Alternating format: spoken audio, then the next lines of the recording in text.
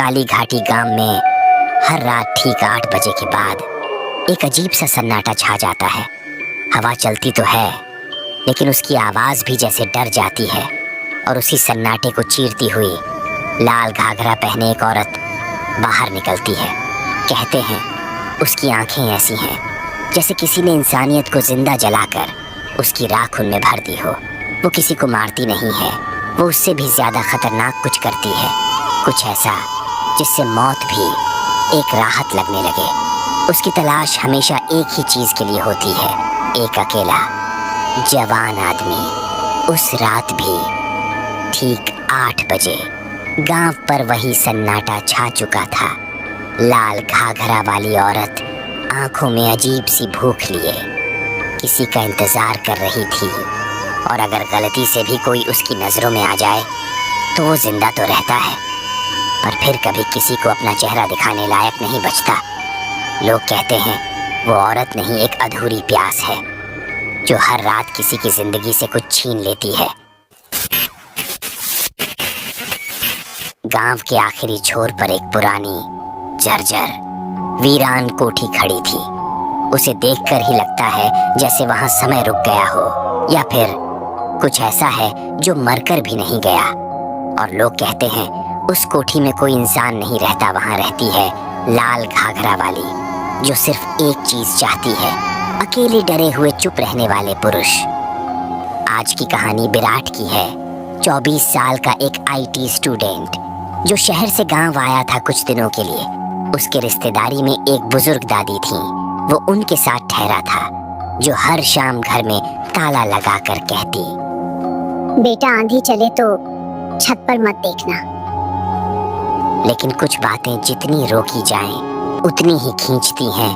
उस रात विराट मोबाइल पर गाने सुनते सुनते छत पर चला गया। नीचे दादी सो रही थी।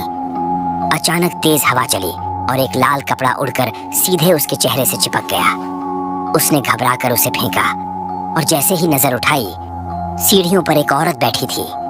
लंबे खुले बाल, चेहरा ढका हुआ और पैर उल्टे। धीरे धीरे एक फुसफुसाहट गूंजी, वो चुन्नी मेरी है और तू भी मेरा है। और अगले ही पल वो गायब। यहीं से असली डर शुरू होता है। रात के 2 बजे विराट बाथरूम जाता है। जैसे ही आईने में देखता है, उसके पीछे एक परछाई खड़ी है, वही औरत। अब लाल घाघरे में गला टेढ़ा करके उसे देख रही है। फिर पीछे से आवाज आती है, एक बार बोल दे मेरा दूल्हा बनेगा।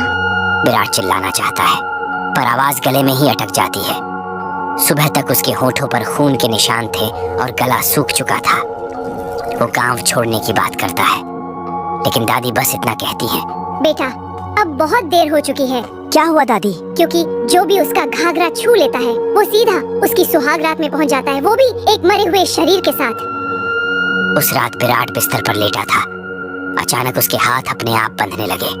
छत पर भारी कदमों की आवाज गूंजने लगी। धीरे धीरे वो औरत नीचे उतरी। उसके चेहरे पर एक भयानक मुस्कान थी, जैसे कोई सालों से भूखा हो और आज पहली बार खाने वाला हो। वो उसके पास आई और फुसफुसाई, तेरी सांसें अब मेरी है। आज मैं तुझसे ब्याह रचाऊंगी, मौत का ब्याह। और फिर वो मुड़ी और चलने लगी। विराट बिना कुछ कहे उसके पीछे पीछे चल पड़ा, क्योंकि अब वो पूरी तरह उसके वश में था। वो दोनों उस जर्जर कोठी के अंदर चले गए और उस रात वो हुआ जिसके बारे में कोई जानना भी नहीं चाहता।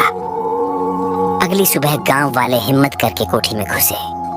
अंदर का मंजर देखकर सबकी रूह कांप गई। विराट की लाश बिस्तर पर पड़ी थी, दूल्हे के कपड़ों में। उसके बाल पूरी तरह सफेद, शरीर बूढ़ा हो चुका था, जैसे किसी ने उसकी पूरी जवानी चूस ली हो।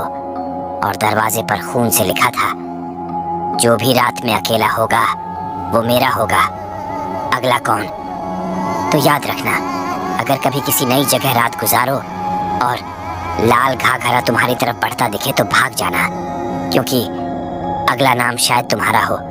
कहानी कैसी लगी? अगर दिल की धड़कन तेज हुई हो तो लाइक जरूर करना, शेयर करो ताकि और लोग भी सच जान सकें। और ऐसे ही खौफनाक किस्सों के लिए सब्सक्राइब करके जुड़े रहो